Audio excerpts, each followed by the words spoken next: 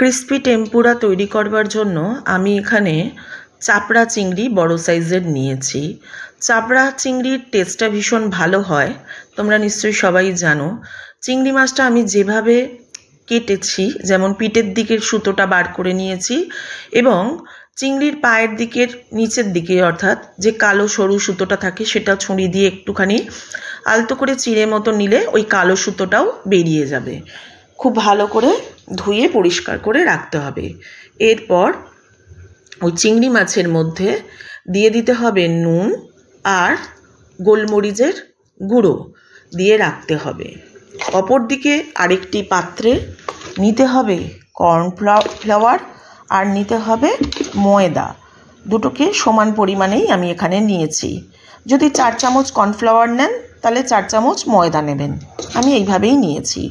নিয়ে তাতে নুন স্বাদ মতো যতটা লাগবে, কালো গোলমরিচের গুঁড়ো দেবেন আর দেবেন সামান্য একটু লঙ্কা গুঁড়ো দিয়ে ভালো করে হাত দিয়ে মিশিয়ে নিতে হবে। খুব ভালো করে যেন মেশানো হয়, কোনো লাম্পস যেন না থাকে। এরপর চিংড়িতে যে নুন আর ব্ল্যাক পেপার দেওয়া হয়েছিল সেটাকে খুব ভালো করে মিশিয়ে নিয়ে 20 মিনিট মতো রেখে দিন। এবার ওই যে মিশ্রণ, ময়দা এবং কর্নফ্লাওয়ারের যে মিশ্রণ, তাতে 2 চিমটি মতো দিয়ে দিন খাবার সোডা আর এক চিমটি দেবেন সাইট্রিক অ্যাসিড। এইবার জল দিয়ে খুব ভালো করে এটাকে গুলতে হবে। একদম পাতলা করবেন না, শক্তর উপর থাকবে। এবং তারপরে 2 টেবিল চামচ দেবেন সোডা, এমনি বাজারে যে প্লেন সোডা কিনতে পাওয়া যায়, সোডা ওয়াটার, ওই সোডা ওয়াটারটা দিয়ে ভালো করে ওটাকে ঘুঁটতে হবে। ভালো করে ঘুটে ঘুটে একদম যখন মিশ্রণটা সুন্দর হয়ে যাবে, দেখবেন মিশ্রণটা দেখলেই বুঝতে পারবেন, ওতে একটা হাতের আঙুল চুবিয়ে দেখতে পারবেন, যেমন কোডিং করলে হাতের যেরকম মানে কোডিংটা ভালো করে পড়ে সেটা বুঝে নিতে হবে, ওইভাবে আঙুলটা চুবিয়ে।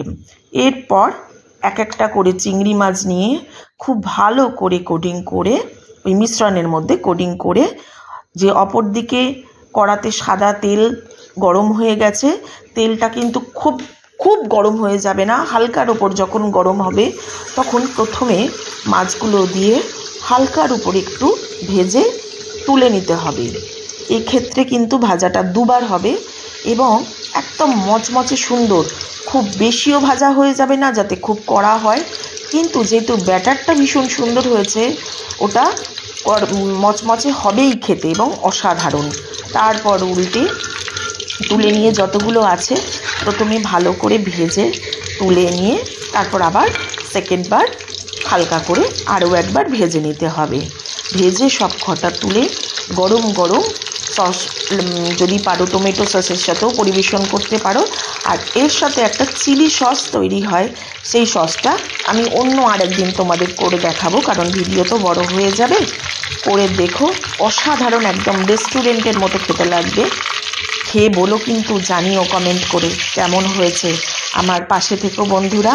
তাহলে আজকের মতো আসি, টাটা, সবাই ভালো থেকো, সাবধানে থেকো। কথা দিচ্ছি, বাচ্চা থেকে বুড়ো সবাই খুব ভালোবেসে খাবে। অবশ্যই বানিও কিন্তু, দারুণ লাগবে খেতে। বিশ্বাস করো, একটু এইভাবে বানিয়ে নাও, বাড়িতে সবাই খুশি, খুব খুশি হয়ে যাবে বাড়ি।